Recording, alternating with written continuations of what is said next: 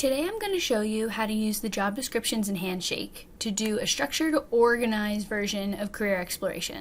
We tell students, do your research. But what does that actually look like? Today, using Handshake, I'll show you how to conduct career exploration using live job descriptions in order to gain a fuller understanding about the following. What do people who work in X do? What types of skills are required to work in X?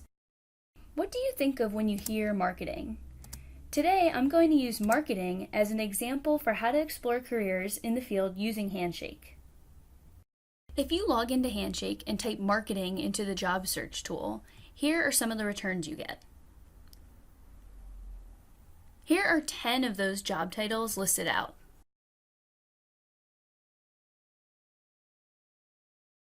I took all 10 of those job titles and I copy and pasted the entirety of their job descriptions into a Word doc. Then I took all of that content and I put it into a word cloud creating software. Here is what you see. This is basically a list of key terms you would see at the end of a textbook chapter. However, without definitions, these key terms do not carry as much value for your understanding of the job types. Let's dive deeper. Usually when you're looking at job descriptions, you want to find areas such as key responsibilities or skills, and that's the content that you want to copy and paste into a Word doc in order to better understand and do a closer reading of what does this actually mean. As you can see, I'm trying to copy and paste the responsibilities. This is all content that is sort of describing what does this employer need you to do in the job. Then I put it into this Word document. Your Word document doesn't have to look pretty. It just has to have this kind of content so that you can go through and read all these words and search for patterns and trends. What you're going to be wanting to do as you're reading through this content is start to cluster things and reorganize things and copy and paste content into similar buckets. That way, as you do this close reading, you'll look for things that are trendy and similar, and you can start to see patterns of what these jobs actually are. I did the hard part for you, and I read through each line of those 10 job descriptions, and I came up with these 8 subheadings that truly embody the content of those descriptions. We have events, research, design, analysis, digital marketing, sales, project management, and marketing strategy.